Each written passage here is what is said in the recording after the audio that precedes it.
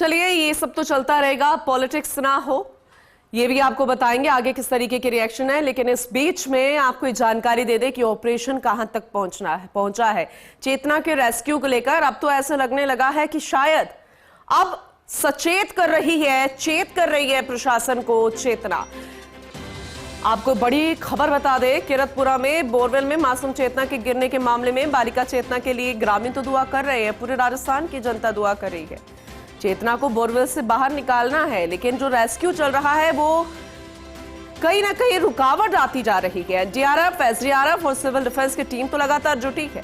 अब तक के ऑपरेशंस में सबसे ज्यादा समय लग रहा है। इस ऑपरेशन में प्रशासनिक स्तर पर बालिका को बोरवेल से बाहर निकालने का प्रयास जारी है, लेकिन चेतना अभी तक बाहर नहीं आ पाई, उनको नहीं निकाला जा सका। मासूम 3 साल की बच्ची एनडीआरएफ एक्सपर्ट को उतारा जा रहा है केसिंग पाइप में। पहले एक व्यक्ति जाकर स्थिति देखेंगे, सब कुछ सही रहा तो एक्सपर्ट टीम के एक पेयर जाएंगे, टनल की खुदाई करने शिफ्ट वाइज पेयर को भेजा जाएगा।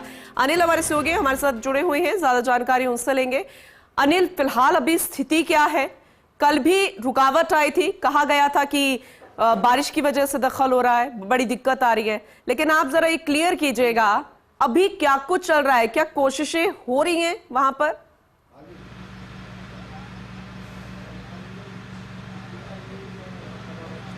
मैं बताना चाहूँगा कि जब कल बारिश से रुकावट हुई थी, दोपहर बाद बारिश रुक गई थी और फिर ऑपरेशन शुरू कर दिया गया था।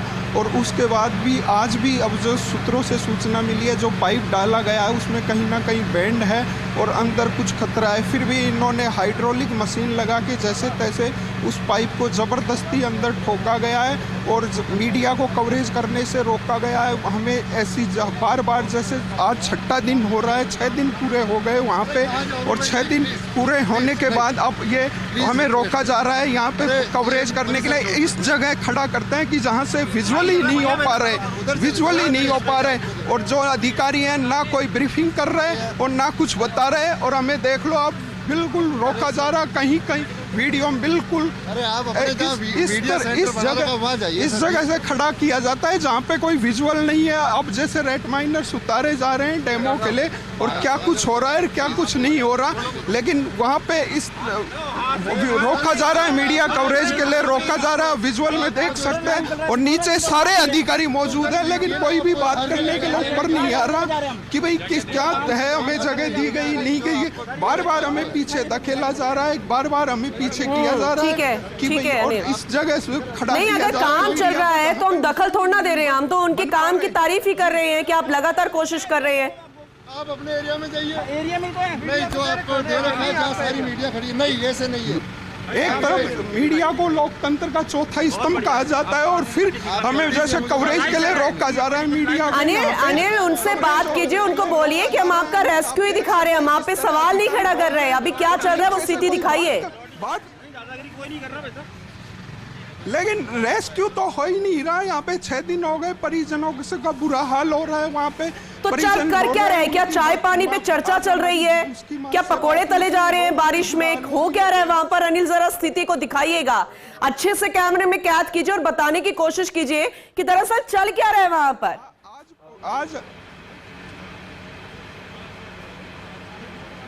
आज हमने उनके परिजनों से बात की तो परिजन कह रहे थे कि 6 दिन हो गए रेस्क्यू ऑपरेशन चलते हुए, हमें कोई ब्रीफिंग नहीं की गई कि वहाँ पे क्या हो रहा है। हम जाते हैं अधिकारियों से मिलने तो अधिकारी रोक देते हैं कि कलेक्टर मैडम अभी सो रही हैं, आराम कर रही है, ये जवाब दिया जाता है। और हमें इतने 6 दिन में ना तो कोई यहाँ पे अधिकारी आया उनसे परिजनों से मिलने के लिए, ना कोई नेता यहाँ पे आया उनको ढांढस बधाने के लिए। जी अनिल, बहुत बड़ा सवाल है और जिस तरीके से आपने जानकारी दी है ये सवाल खड़ा भी कर रही है, क्योंकि कोई बच्ची 6 दिन से, महज 3 साल की बच्ची है और वो बोरवेल के अंदर है, उसका कोई अता पता नहीं है वो कब बाहर आएगी।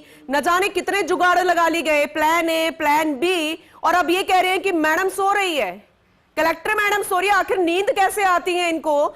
ये बहुत बड़ा सवाल है, कैसे वो सो सकती है जब अगर रेस्क्यू नहीं चल रहा है तो फिर वहां पर कर क्या रहे हैं अधिकारी? हम कोशिशों पर एक बार भी सवाल नहीं उठाया, लेकिन वो अगर मीडिया को भी स्थिति से अवगत नहीं कराएंगे, परिवार वालों को अवगत नहीं कराएंगे, ये भी बड़ा सवाल खड़ा हो रहा है। और सबसे अहम जानकारी अनिल आप ने दी है, एक बार फिर से आप बताइएगा डिटेल में, क्या परिवार वालों को कोई भी नहीं बता रहा कि बच्ची की हालत कैसी है? कोई मॉनिटरिंग, कोई कैमरा, कुछ नहीं हो रहा है?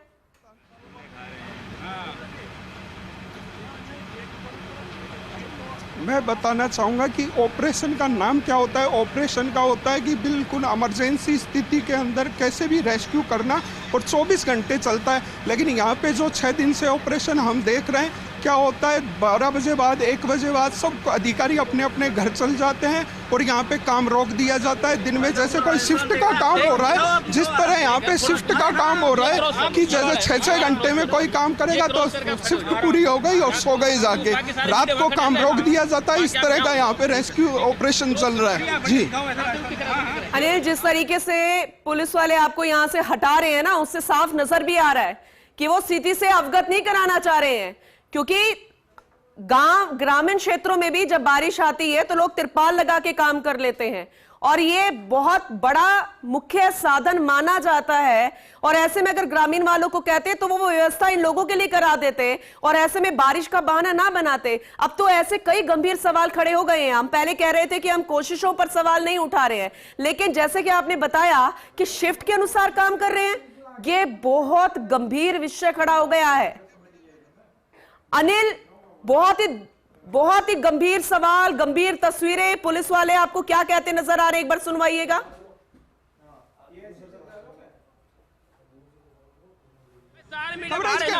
क्यों नहीं, हम वहाँ पे क्यों नहीं जा सकते? क्यों नहीं जा सकते? क्यों रोका जा रहा है वहाँ पे? क्या हो रहा है वहाँ पे? क्या कुछ हकीकत कर रहे हैं, लेकिन क्यों रोका जा रहा है? क्यों रोका जा रहा है मीडिया को? काम हो रहा है, ठीक है, तो हम दूर से कर रहे हैं, ऐसी विजुअल नहीं बन पा रहे, इधर चलो, विजुअल नहीं बन पा रहे।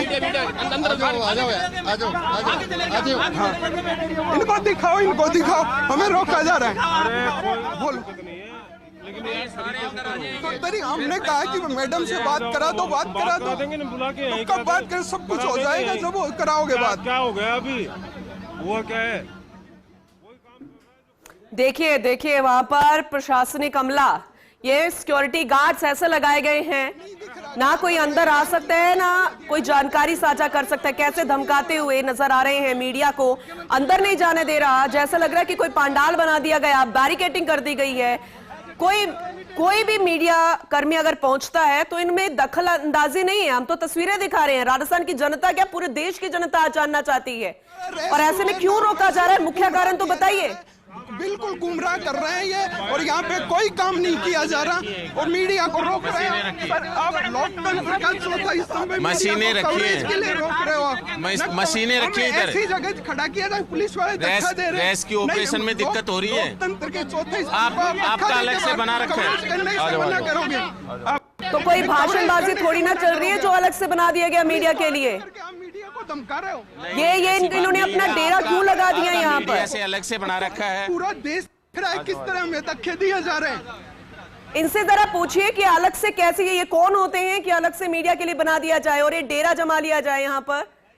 अगर काम चल रहा है तो दिखाने में क्या दिक्कत है? कलेक्टर साहिबा से बात कराने में क्या दिक्कत है? हमें जैसे अगर पूरे ऑपरेशन की बात करें, 6 दिन में हमें बार बार दूर किया जा रहा है। पहले एक जगह दे दी गई, वहाँ पे रोका गया कि पूरी कवरेज यहाँ से करो, फिर यहाँ की हकीकत हम दिखाने लगे तो हमें और पीछे के कर दिया वहाँ पे कि अब यहाँ से खड़े करो। पूरी ये झंझलाहट है, अधिकारियों की झल्लाहट है, वो मीडिया पे उतारी जा रही है। जी।